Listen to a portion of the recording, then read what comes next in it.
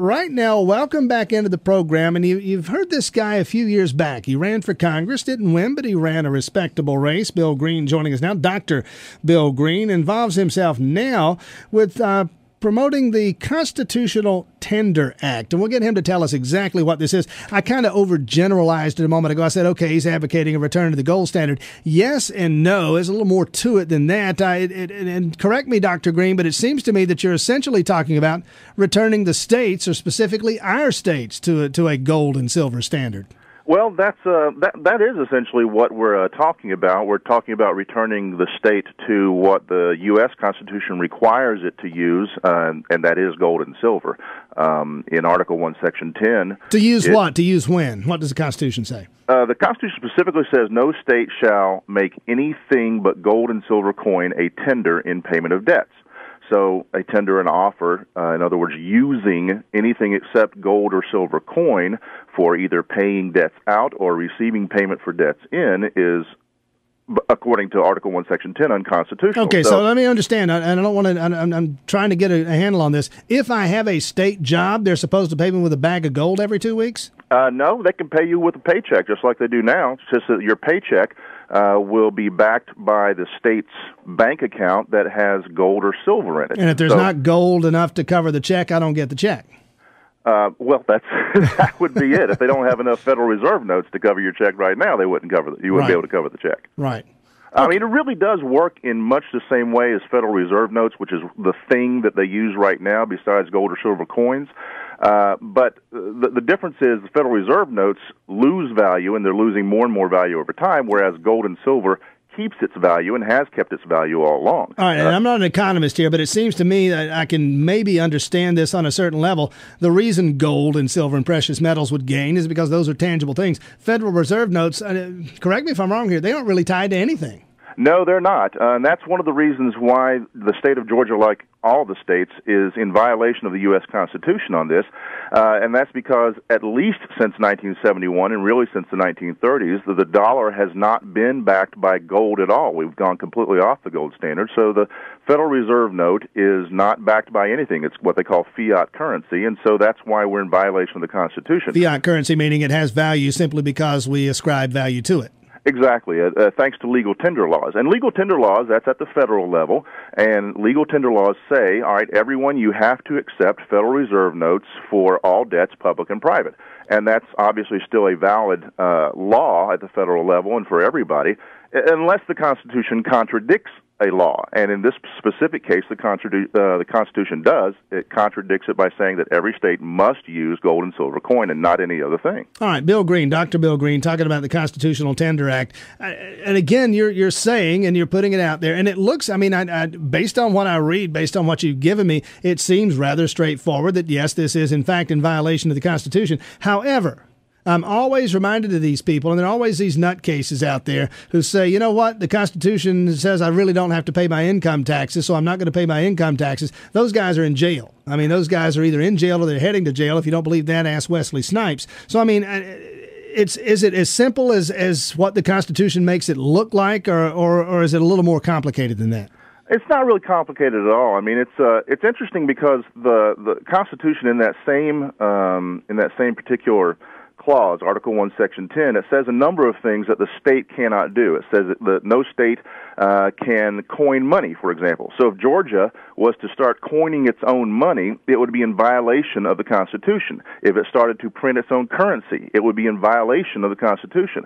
But at the same time, it says that if Georgia was to start using anything except gold or silver coin, then it would be in violation of the Constitution, which means that we are in violation of the Constitution. And and when I say it's simple, the way I really figured this out was I was teaching a college class on American government, and when we got to this particular section of the Constitution, a student simply raised his hand and said, "When did we amend the Constitution so that we don't have to do this anymore?"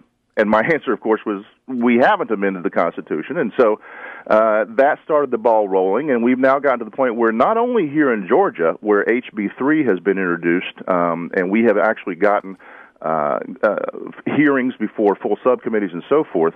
But it's also in nearly a dozen other states around the country that have introduced constitutional tender bills, the latest one being in Utah. All right, Dr. Bill Green, an interesting academic discussion. Let's bring it back to the practical level. Assuming for the sake of the discussion that you were able to get something like this done, get something like this accomplished, and amend the Constitution, what would the practical effect be? Well, the immediate practical effect would be that the value of the money that the people of Georgia have would immediately stay. In other words, it would not be decreasing. The Federal Reserve notes have decreased in value 95% since the Federal Reserve started printing them. But gold fluctuates too. I mean, gold goes up, gold goes down. Well, one of the things we have to wrap our heads around is the fact that gold and silver really are money. They're not just commodities, they're money. And so, yes, the value of money can go up and down, but that's in relation to other currencies. And so in relation to the U.S. dollar, the Federal Reserve note, for example, it can go up and down. But just like any other I'm thinking currency, in relation to things I can buy. Well, exactly. So one of the things that will result from this happening is, all right, if businesses are going to have to pay their taxes to the state in gold and silver because they'll be required to, the state can't deal in anything else, then they're going to need gold and silver. Well, if they're going to need gold and silver, they're going to want to get that from, say, customers. That means they're going to start pricing things not only in Federal Reserve notes, but in gold and silver. You can do this for 1 ounce of this or half an ounce of that. When that happens, people will see that the price in Federal Reserve notes keeps going up, but the price in gold and silver maintains at a relatively constant level, just like it has for thousands of years. When that happens, you will see more and more people, because people have to pay their state income taxes in gold and silver too, they're going to open these bank accounts. Right now, nobody can open a bank account with gold or silver. You can't do it.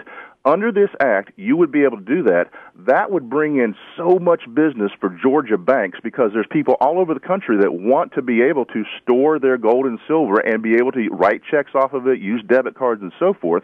The Georgia would no longer be the number one state in the nation for bank failures. We would be the number one state in the nation for bank success. All right, here's another potential stumbling block I see in that there's no more gold. I mean, there's no more silver. There's a finite supply. We're not making any more. We might occasionally find some more, but we basically have what we have. Wouldn't that at some point present something of an impediment? No, in fact, just the opposite. One of the problems that we have right now is that the supply of Federal Reserve notes is limitless. They continue to print more and more. Well, the more that you print the money, the less valuable that money becomes. The less it becomes worth, which means you can buy less, which means prices are going up. And so in reality, in a free market, prices of all goods and services automatically, correctly adjust to the amount of silver and gold in circulation, whatever that may be. And it's a lot better to allow the free market to adjust prices to the amount of money in circulation than to, let monopolies like the Federal Reserve dictate the supply of money. And so that will, again, counteract and contradict against inflation. There's plenty of gold, there's plenty of silver to meet the needs of what we're talking about. And in fact, U.S. law commands and demands that the U.S. mint legal tender gold and silver coins now, and enough to meet public demand. That is the law. And so that's what this bill would actually be using is U.S. minted legal tender gold and silver coins. And finally, Dr. Bill Green, you've mentioned the legislation, HB 3, I think you said. Whose bill is this? It's been introduced by Bobby Franklin in the State House. It was co-sponsored in the last session by Barry Loudermilk. He has now been elected to the State Senate, so we're hoping he's going to introduce it over there. And you can see all sorts of, all the information about this on our website at constitutionaltender.com. We've got the blog updates on a constant basis, Facebook, and so forth. Constitutionaltender.com. Dr. Bill Green, fascinating discussion. Thanks for your time this morning. Thanks for having me on. Quick break. When we come back, he calls himself the watchdog on Wall Street. Chris Markowski with us. We'll break down the census. Tim Bryant in for Martha Zoller, or Tim Bryant sitting in for Tim Bryant. More after this.